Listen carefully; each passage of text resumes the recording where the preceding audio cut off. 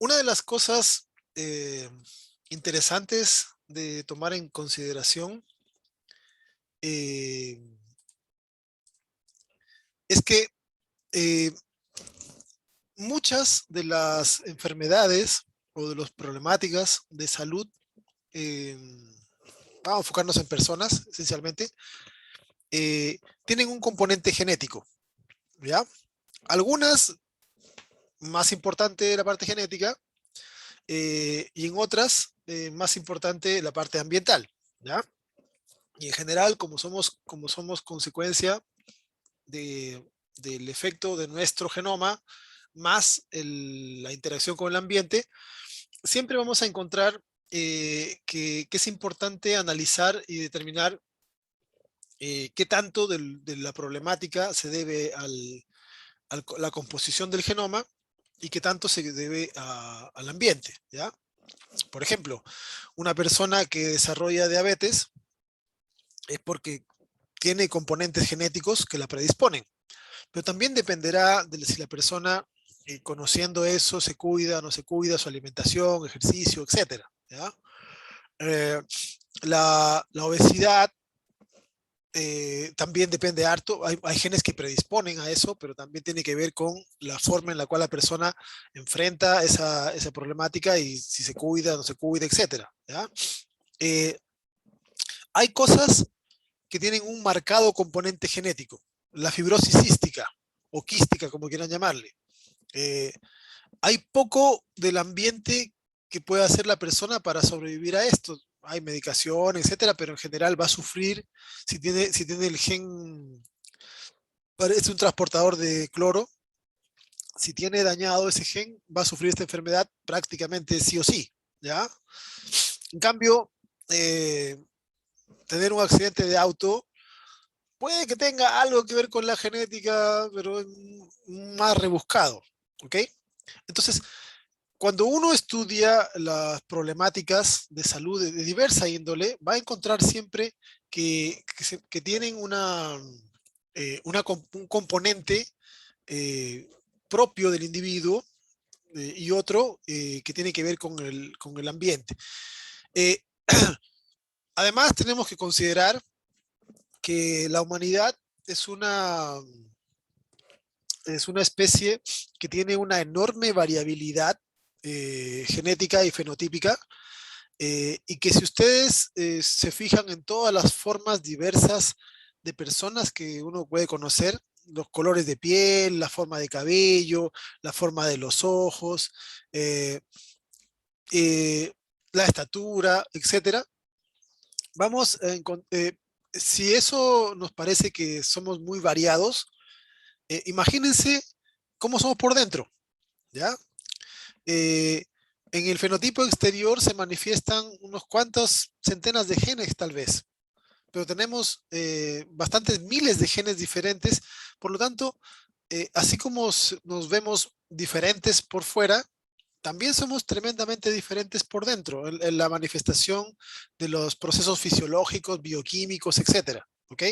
Entonces somos una especie con una enorme variabilidad y tenemos que tener cuidado en cuando consideramos a, a una alteración o a una diferencia en las características de la humanidad como un fenómeno que se llame o se denomine enfermedad o problemática, ¿ya? Entonces, cuando de los rangos normales de una persona encontramos una diferenciación muy marcada, encontramos algo que se diferencia notablemente, allí nosotros le vamos a empezar a llamar una deficiencia, una enfermedad, una patología, etcétera, ¿ya? Eh, los, Dentro de los diferentes defectos asociados a la genética, vamos a encontrar que existen tres tipos de mutaciones fundamentales, tres tipos de mutaciones, eh, dependiendo de cuánto sea la cantidad de genoma de material genético involucrado, ¿ya? En base a eso vamos a clasificar a las mutaciones en tres tipos: mutaciones genómicas, cromosómicas y génicas. las mutaciones genómicas, también llamadas mutaciones cromosómicas numéricas, implican cambios en el número de cromosomas, ¿ya? En cambio, en el genoma, en el número del genoma. Es decir, para el caso de los humanos, el número de cromosomas es 46, 23 pares. Cualquier diferencia en ese número, 47, 45 o más, eh, implicará una mutación genómica, que ha cambiado el número de cromosomas, ¿ya? También podemos encontrar otras mutaciones donde no hay más cromosomas ni menos cromosomas, pero sí hay variaciones en alguna estructura del cromosoma. Un brazo más corto de lo que debería ser, un brazo más largo, dos cromosomas que se han juntado, diferencias en la estructura del cromosoma. Y las génicas son aquellas que no se estudian por citogenética porque son mutaciones de una base o de pocas bases que a nivel de citología, a nivel de microscopio, no se notan como diferentes, ¿ya? Pero todas son importantes porque los tres tipos de mutaciones vienen a representar un porcentaje bastante importante de las mutaciones que se asocian a defectos en el nacimiento, ¿ya? Más adelante van a ver ustedes en alguno de los cursos que lleven de especialización eh, una serie de alteraciones al nacimiento que presentan algunos niños y muchas de esas están asociadas, al menos un tercio de ellas, a algún tipo de alteración genética, ¿ya? Nosotros vamos a estudiar primero las mutaciones genómicas y cromosómicas y después de que revisemos el tema de replicación, veremos las mutaciones puntuales, ¿ya? Las mutaciones genómicas se refieren a variaciones en el número de cromosomas. Y allí podemos encontrar dos tipos o subclasificaciones de mutaciones genómicas. Las euploidías y las aneuploidías, ¿ya? El término ploidía se refiere al número de juegos que están presentes en un individuo, en una especie en términos generales, ¿ya? Eh, las euploidías es cuando el número de juegos totales de cromosoma ha cambiado. Y las aneuploidías es cuando se ha agregado un cromosoma o se ha quitado un cromosoma o unos pocos cromosomas, ¿ya? Eh, las euploidías, eh, por ejemplo, en los humanos somos diploides, tenemos dos juegos de cromosomas. Una euploidía sería, por ejemplo, un individuo que aparezca con 3 juegos de cromosomas, ¿ya? Eso no se da porque no sobreviven los embriones que se generan así. Pero las euploidías pueden ocurrir cuando se fusionan, por ejemplo, un mismo óvulo es fecundado simultáneamente por 2 espermios, ¿ya? Eso es poco frecuente, porque hay mecanismos para evitar eso, ¿ya? Lo van a ver después en embriología cómo ocurre, hay un, eh, un disparo de calcio que cierra la membrana del óvulo, y en general es bastante improbable de que en el mismo milisegundo justo 2 espermios hayan logrado contactar con el óvulo. Ya es poco probable, pero a veces pasa, porque por el hecho de que sea improbable no significa que no ocurra, ¿ya? Entonces, eso generaría 3 juegos de cromosomas. Un embrión con esas características va a ser inviable, ¿ya? O por ejemplo, imaginemos el caso de que un óvulo no se fecunde, pero que empiece a multiplicarse por su cuenta, sería haploidía. Tampoco es viable en humanos, ¿ya? A veces puede darse, porque eh, si a un óvulo uno lo estimula eléctricamente, es una forma de engañarlo y hacerlo pensar de que ocurrió el proceso de fertilización, ¿ya? Eh, no se va a generar nada después, pero el óvulo empieza a hacer los procesos como si fuese sido penetrado por un espermio, ¿ya? Entonces, por esas razones puede ocurrir las euploidías. Las aneuploidías pueden ocurrir por errores en las, eh, en las meiosis, ¿ya? Cuando no hay una disyunción correcta, no hay separación, tanto en la meiosis 1 como en la meiosis 2 puede darse. Vamos a hablar después de las meiosis.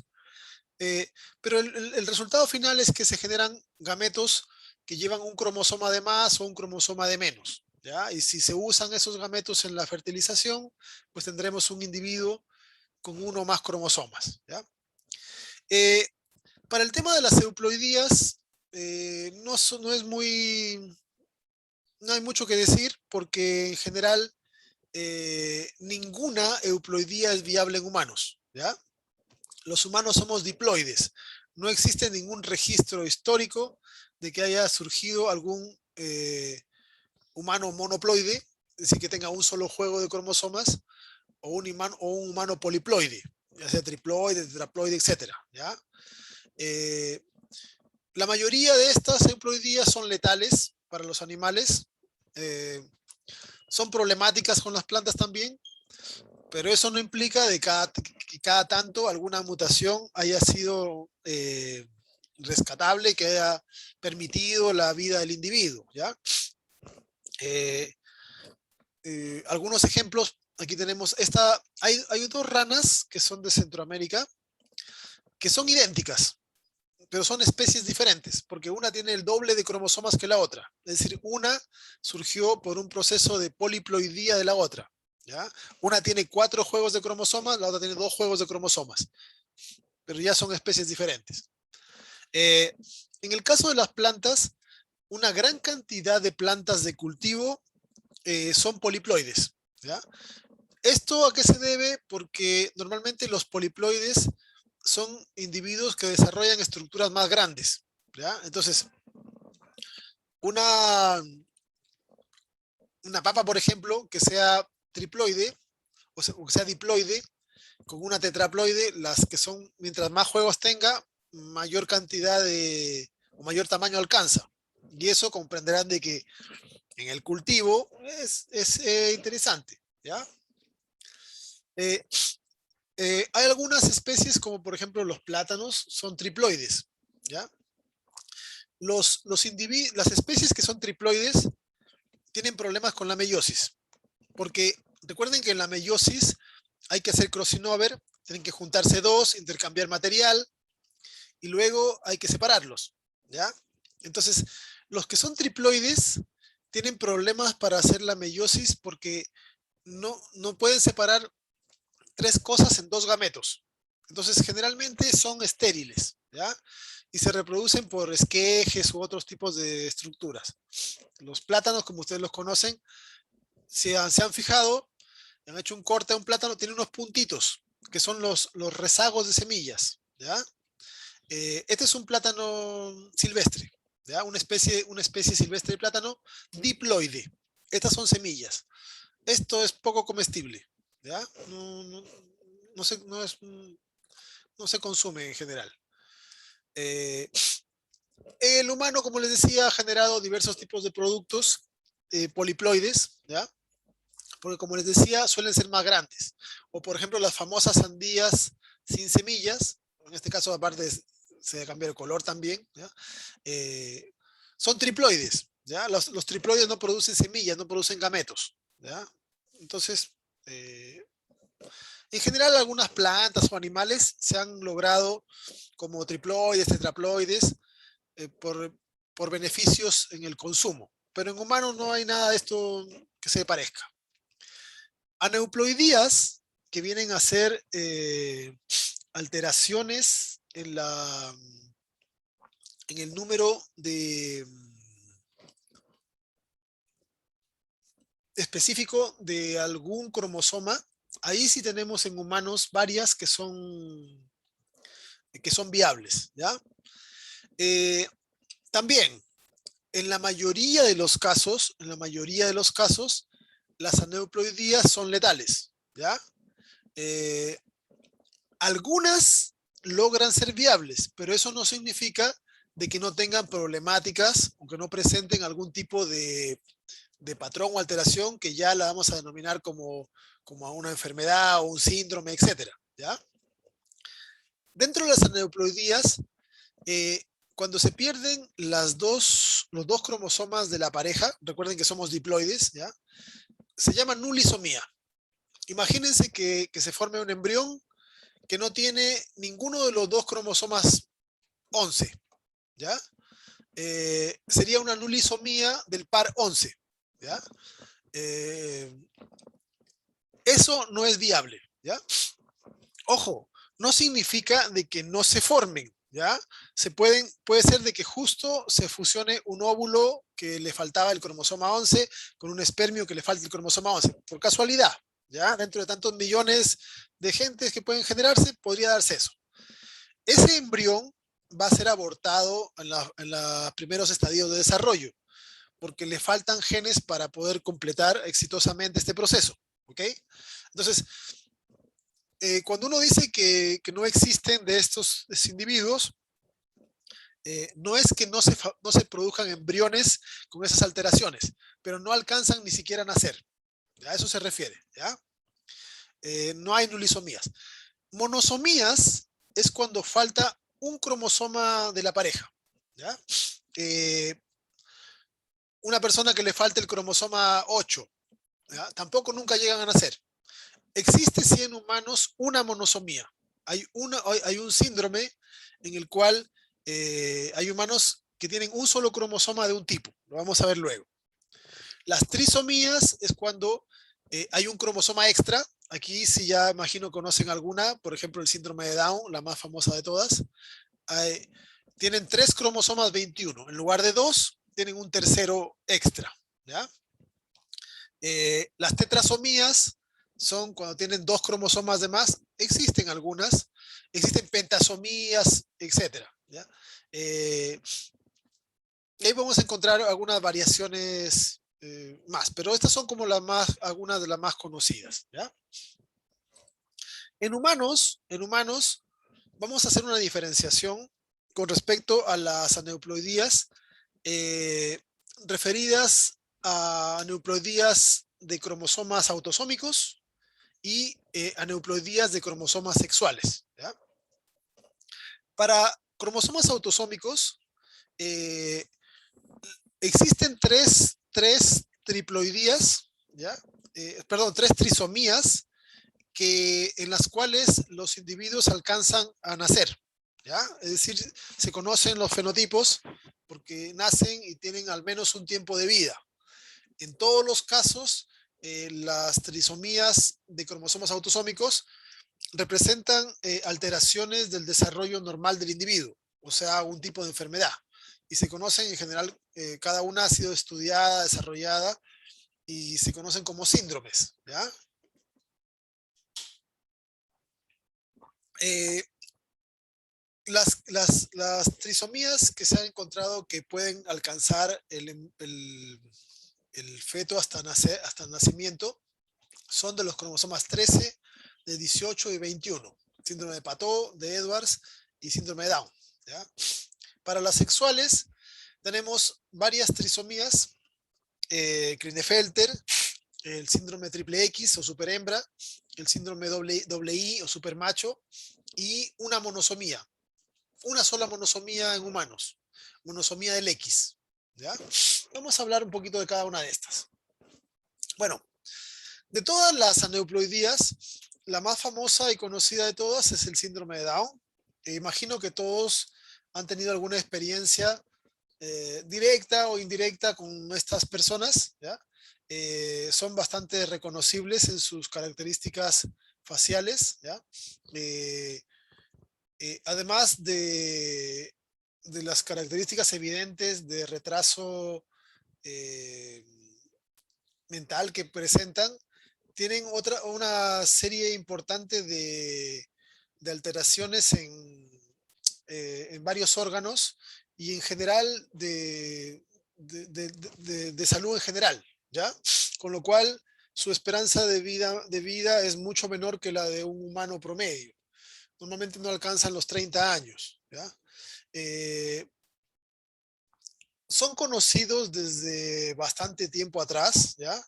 Eh, Reportes de hace varios siglos atrás ya indicaban la presencia de algunos de estos personajes.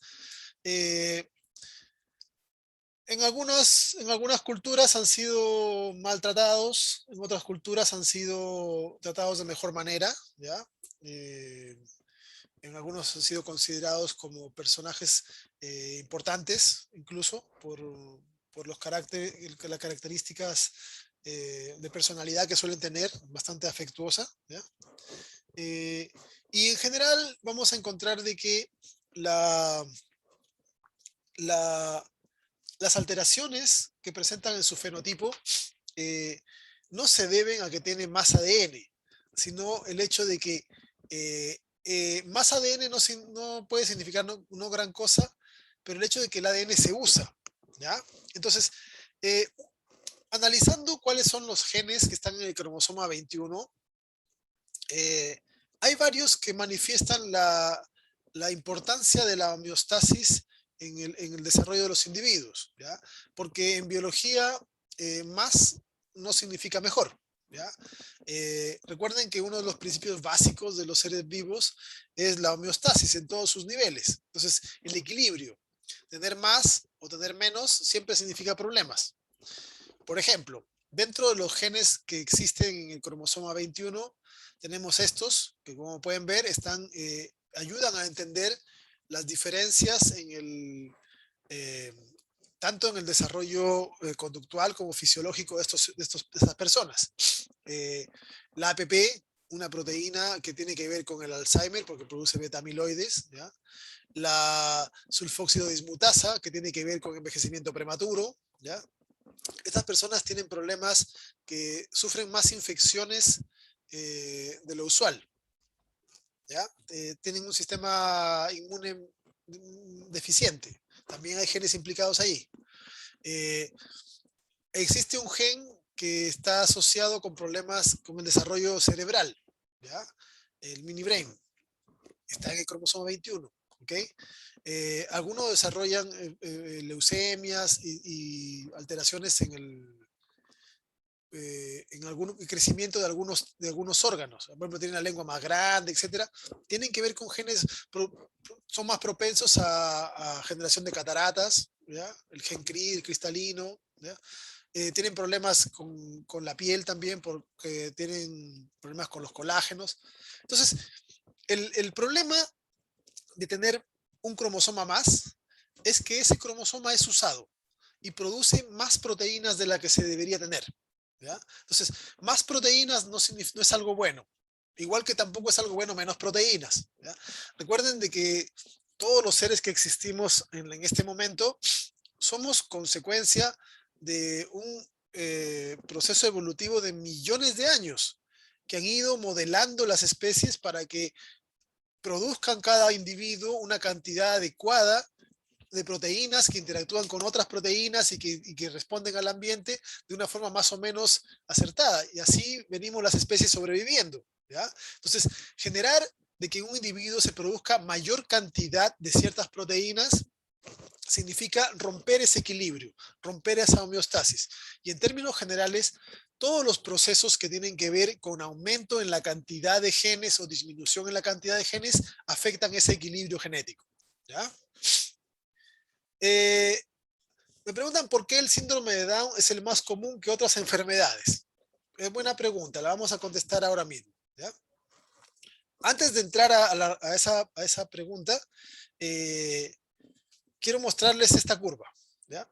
Eh, el síndrome de Down, al igual que todas las otras aneuploidías en humanos, tiene una correlación bastante directa con la edad de la madre, ¿ya? Aquí pueden ver, una mujer cerca de los 20 años tiene un chance aleatorio, así al azar, de que de tener un hijo con síndrome de Down de una en más de 2000, ¿ya? Entonces, uno de cada más de 2000 nacimientos de mujeres de cerca de 20 años sale con síndrome de Down. En cambio, para personas que tienen cerca de 50 años, eh, el, la, la incidencia aumenta y uno de cada 40 más o menos nacimientos de personas de cerca de 50 años nace con síndrome de Down, ¿ya? Entonces, hay una correlación directa de no solamente el síndrome de Down, sino las demás aneuploidías también se correlacionan con la edad de la madre. Y eso tiene que ver con las diferencias en el proceso de formación de los gametos en hombres y mujeres, ¿ya? Lo van a ver con mucho más detalle en otro curso, ya en adelante, en biología, qué sé yo. Pero aquí está más o menos el resumen. Eh, en el caso de los varones, cuando la gónada se desarrolla hacia lo masculino, ¿ya? Hay una proliferación mitótica, ¿ya? En el embrión empiezan a aumentar el número de células para formar el testículo, y ahí se quedan un montón de espermatogonias que quedan detenidas hasta que la persona, el niño, entra en la pubertad.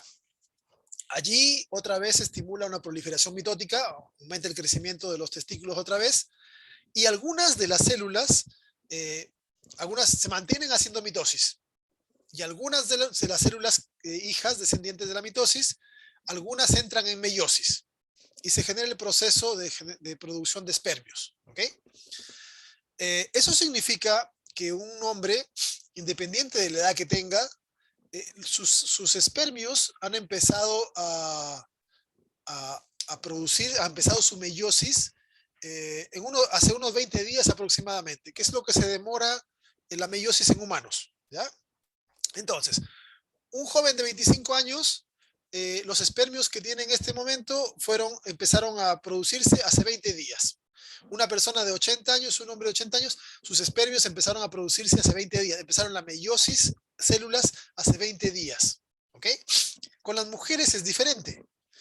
En la gónada femenina, en el ovario, se empieza primero crece el ovario, se hace mitosis, etcétera, y en un momento dado, todas las células, que son entre 40.000 a 100.000, depende de la mujer, todas las células empiezan la meiosis, ¿ya? Pero esa meiosis para todas las células es detenida en el meiosis 1, ¿ok? Entonces, en el momento de que son embriones, empiezan la meiosis, se detiene la meiosis, y cuando llega la etapa de la pubertad, por estímulos hormonales, varios centenares de células simultáneamente empiezan el proceso de crecimiento, es decir, continúan con su meiosis. De todas las células, una se logra desarrollar hasta óvulo, las otras degeneran, ¿ya? Entonces, en cada ciclo, la mujer va perdiendo cientos de células, que todas empiezan a desarrollarse, una se transforma hasta óvulo, las otras no, ¿ya? Además, el óvulo tampoco completa su meiosis, ¿ya? Sino que se detiene en la meiosis 2. Solo si el óvulo es fecundado con un espermio, completa la meiosis, ¿ya? ¿Pero eso qué significa? Significa que una mujer de 20 años, el óvulo que produjo este mes, empezó su meiosis hace 20 años, cuando era un embrión. Si una mujer tiene 45 años, el óvulo que produjo este mes empezó su meiosis hace 45 años. ¿Ok? Entonces, mientras más tiempo pase, hay mayor chance de que algo afecte el proceso meiótico. Por eso es que se correlaciona las aneuploidías con la edad de la madre, ¿ya? Porque la mayor parte de las aneuploidías se dan por problemas en la meiosis, en la división de los cromosomas, ¿ok? Entonces, como en el hombre el proceso es un corto periodo de tiempo, no se asocia con eso. Hay otras enfermedades que sí se pueden asociar con la edad del hombre. Un hombre de edad más madura puede tener mayor propensión a otros tipos de enfermedades, pero no estas. Estas se correlacionan con la edad de la madre, ¿ya? Al igual que el síndrome de Down, tenemos, por ejemplo, el síndrome de Edwards, en donde estas personas, en lugar de tener 3 cromosomas 21, tienen 3 cromosomas 18, ¿ya? Estas personas, el cromosoma 18 es un poquito más grande que el 21, ¿okay? Tiene más genes. Su expectativa de vida no supera los dos años, ¿ya? Entonces, estas personas tienen deficiencias más severas que las del cromosoma 21. ¿Ok? El síndrome, el síndrome de Patot es la trisomía del cromosoma 13. Estas generalmente no alcanzan a vivir 2 semanas. Son defectos mucho más graves. Y esto se relaciona con la pregunta que me hicieron en el chat, que dice, ¿por qué el síndrome de Down es más común? ¿Ya? Eh, no es que sea más común de que se formen embriones con un cromosoma 21 extra, ¿ya? De hecho, aquí pueden ver en este cuadro, se analizaron más de 4.000 abortos espontáneos y se encontraron algunas aneuploidías, ¿ven? Trisomías. Y hay para prácticamente todos los cromosomas, 2, 3, 4, 6, etcétera, ¿ya? Eh, el cromosoma 21, ven aquí, el cromosoma 18, el 13. Aparte de algunas consideraciones moleculares, que son ya detalles más puntuales, que tienen que ver con que algunos cromosomas tienen mayor tendencia a mantenerse juntos que otros, eh, la principal razón por la cual el síndrome de Down es más común que otras enfermedades es que el cromosoma 21 es uno de los que menos genes tiene. ¿Ya? Aquí en este cuadro se puede ver los diferentes cromosomas y en rojo he resaltado en la primera columna, bueno, en la segunda columna, eh, los cromosomas que menos genes tienen. ¿Ok? Entonces, eh, como una cuestión lógica, si agregamos un cromosoma que tiene hartos genes, el embrión va a ser probablemente mucho más afectado. Si agregamos un cromosoma que tiene menos genes, el grado de afectación será menor. ¿Ya? Entonces, en el cromosoma 21 hay genes que son importantes. Por eso cuando se hereda un cromosoma más, se generan problemas. Pero no tantos como, por ejemplo, si agregamos un cromosoma 14 extra, que tiene más de casi 2.000 genes. ¿Ya? Casi el cuádruple del cromosoma 21. Además, hay algunos genes que pueden ser más importantes que otros. ¿Ok? Entonces, en ese sentido, tenemos de que si hablamos de nacimiento y de personas que llegan a desarrollarse, claro, el síndrome de Down es el más común, porque es el que más sobreviven. En cambio, si analizamos desde el punto de vista de embriones formados, no es el síndrome de Down el más común, ¿ya? Eh, Hay otros cromosomas que pueden tener la misma frecuencia, solo que son, como se mueren antes del nacimiento, no son contabilizados, ¿ya? No sé si queda claro en ese sentido.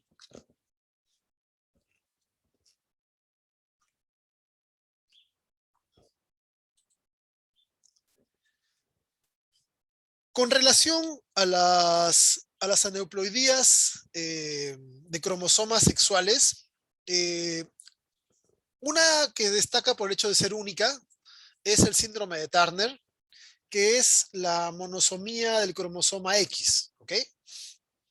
Eh, Estas personas tienen en su genoma un solo cromosoma X.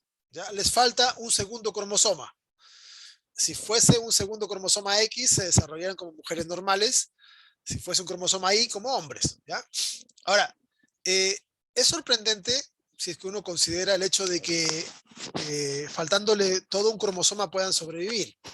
Pero si pensamos, si ustedes se acuerdan acerca del corpúsculo de Barr, que hablamos en alguna clase anteriormente, en realidad tenemos de que en las células de mamíferos, y las humanas incluidas, funciona un solo cromosoma X. ¿Recuerdan eso? En las mujeres, el segundo cromosoma X se compactaba. Entonces, eso se llama compensación de dosis. ¿Ok? Entonces, eh, con un solo cromosoma X es suficiente para vivir. ¿Ya? Claro que el segundo cromosoma X es útil en las mujeres para poder desarrollar características como poder tener descendencia, que no es menor. ¿Ya? Entonces, eh, En los embriones femeninos, durante las 3 primeras semanas, es importante el segundo cromosoma X porque va a condicionar que en el futuro esa persona se desarrolle como o que tenga un desarrollo sexual secundario adecuado, ¿ya? Eh, entonces, esas 3 primeras semanas marcan el desarrollo futuro del individuo. Estas personas no se diferencian durante la niñez de una mujer normal, no tienen gran diferencia eh, de comprensión o de desarrollo neuronal, etcétera, pero sí tienen un escaso desarrollo sexual. Son estériles, tienen una apariencia más bien infantil casi toda su vida, ¿ya? Porque como no tenían el segundo cromosoma X, eso les condiciona de que no van a tener el desarrollo sexual secundario completo, ¿ok? Pero en el resto de los aspectos son bastante normales, ¿ya? Tienen algunas otras diferencias, pero comparativamente, por ejemplo, con los problemas que causa un síndrome de Down o otros síndromes, no es muy grave. El síndrome de Klinefelter es un síndrome en donde el individuo presenta 2 cromosomas X y un cromosoma Y, ¿ya? Son individuos bastante normales en el aspecto mental. eh, son de sexo masculino, pero con algunas características femeninas, por la presencia del segundo cromosoma X, ¿ya? Estas personas, por ejemplo, en la etapa adulta, uno de los cromosomas X queda compactado, ¿ya? Queda compactado y no se expresa. Entonces, también a estas personas les marca el desarrollo que tienen las 3 primeras semanas de vida, porque allí están los 2 cromosomas X que condicionan de que este individuo tenga características, si bien masculinas, con algo hacia el desarrollo femenino, ¿ya? Eh, Normalmente tienen atrofia testicular, testículos más pequeños, un patrón de vello púbico femenino, la estructura ósea es más hacia el femenino que el masculino, tienen más tendencia a osteoporosis, que es una enfermedad más relacionada a femenino que masculino, etcétera, ¿ya? Son algunas características. Pero su esperanza de vida media no es tan diferente que la de un individuo normal, y desde el punto de vista de salud, aparte de esas características como duales femenino-masculino, no son de gravedad, ¿ya? Eh, Hay 2 síndromes que podrían ser síndromes más frecuentes de lo que uno considera en la población, porque la verdad es que no presentan diferencias marcadas con la normalidad, ¿ya? Que son el síndrome de superhembra y el síndrome de supermacho. Eh, las mujeres que tienen este síndrome presentan 3 cromosomas X, pero en la etapa adulta 2 de los cromosomas están como corpúsculo de Barr, o sea, no se usan, ¿ok? Entonces, no tienen, en la práctica, no tienen ninguna diferencia con una mujer normal, diferencia marcada. Algunas cosas que presentan es que son más altas de lo normal, ¿ya? Hay mujeres que nacen, viven, mueren con este síndrome y jamás se enteran, ¿ya? Así de normal alcanzan a ser. Antes a este síndrome se le llamaba, de modo de burla, se le llamaba el síndrome de las supermodelos, porque son más delgadas y altas que lo normal, y tienen retrasos en el aprendizaje, ¿ya? No, no que tengan diferencias a la normalidad, pero les cuesta un poco más aprender que lo normal, ¿ya? Son fértiles, pueden tener hijos con síndrome de Klinefelter o hijas triple X, porque pueden producir gametos con un cromosoma X o con 2 cromosomas X, ¿ya? Y eso puede generar esas diferencias.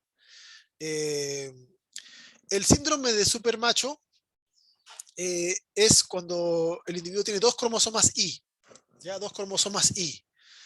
También hay personas que nacen, viven y mueren con este síndrome sin enterarse. Son fértiles, tienen algún retraso en el aprendizaje igual, pero tampoco que no es fuera de los rangos normales del resto de la humanidad. Suelen tener mayores niveles de testosterona, con lo cual se asoció a una mayor agresividad, podría ser, aunque no es algo que sea tan, tan marcado, pero algo se ha asociado. Y el resto de su vida pasan desapercibidos porque no tienen mayor diferencia, ¿ya?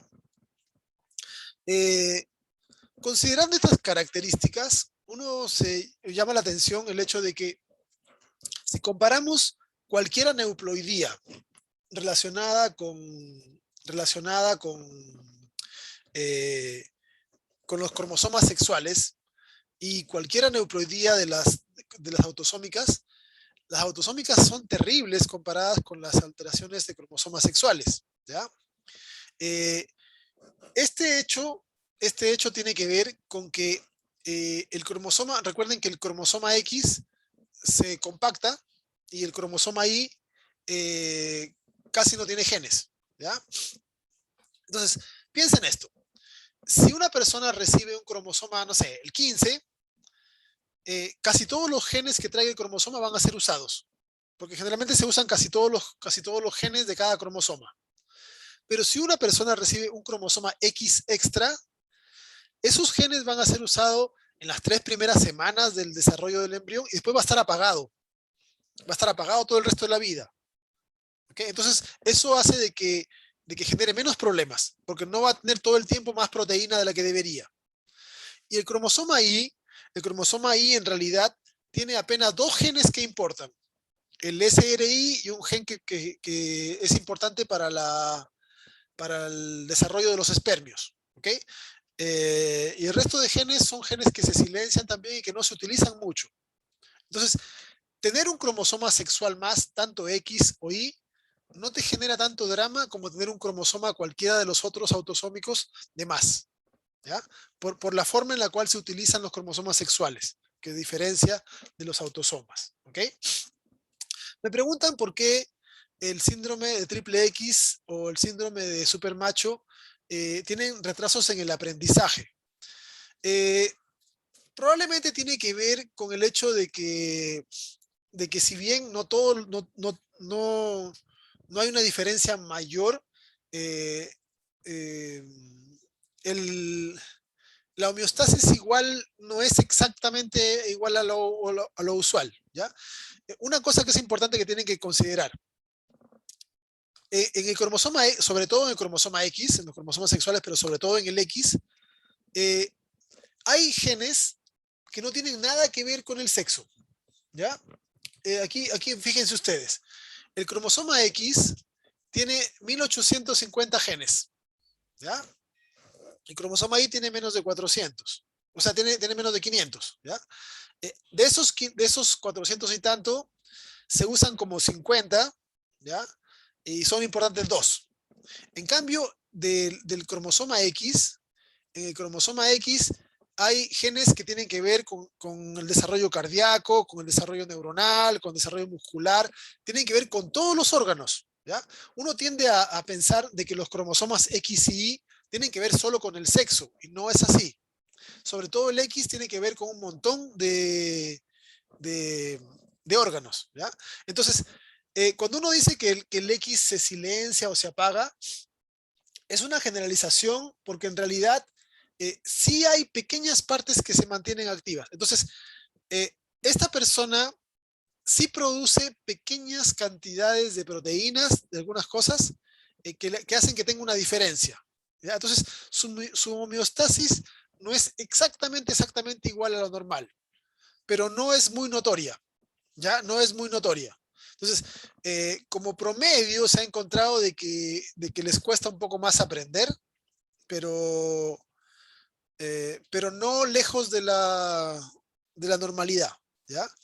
Eh, los estudios de estas personas no son tan frecuentes porque a veces cuesta encontrarlas, ¿ya? Porque estas personas tanto lo que son super hembra como super macho, se las pesquisa por azar, por suerte. A veces una persona se hace un análisis por otra cosa que no tiene nada que ver y resulta que tiene esta característica. Y no, eh, como no tienen problemas mayores, generalmente no son analizadas genéticamente porque no muestran ninguna sintomatología que diga, tiene algo raro, hay que analizarla. ¿Ya? Entonces, son poco frecuentes de poder pesquisar en términos generales. ¿Ok?